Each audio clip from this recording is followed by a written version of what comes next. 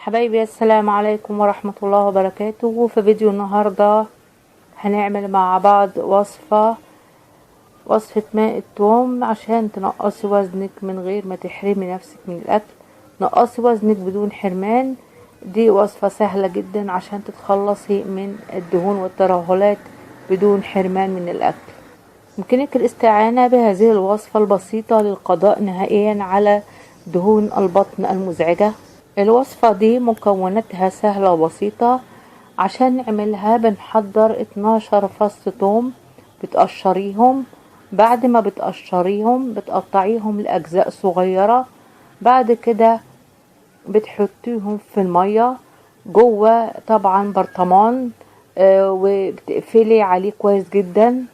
ويستحسن تحطي الثوم والمية وتقفلي عليهم كويس جدا، يكون في برطمان ازاز، لان البرطمان البلاستيك ممكن يتفاعل مع المكونات اللي موجودة فيه.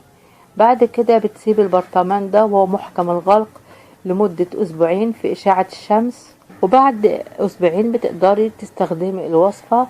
طريقة استخدام الوصفة سهلة جدا. كل اللي عليكي انك بتاخدي 3 معالق منها 3 مرات يوميا، يعني بمعدل معلقة واحدة في كل مرة. وبننصحك انك تتبعي نظام غذائي صحي في الفترة اللي تستخدمي فيها الوصفة دي عشان تحققي افضل نتيجة وتقدري تفقدي وزنك بطريقة آمنة وصحية. وطبعا للثوم فوائد كتير غير التخسيس. الثوم بيساعد في الوقاية من أمراض القلب والأوعية الدموية، لأنه بيقلل من الكوليسترول وبيقلل من ارتفاع ضغط الدم. كمان الثوم ليه خصائص مضادة للالتهابات والتهاب المفاصل. الثوم بيساعد في مكافحة فيروس الهربس اللي هو الحزام الناري. لأن الثوم بيمنع تخليق جينات الخلايا المصابة.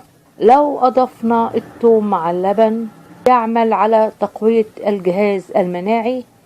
يعني لو شربنا كوباية لبن وعليها 3 فصوص ثوم مهروسين كل يوم على الريق، ده بيقي من الإيدز وبيخفف منه.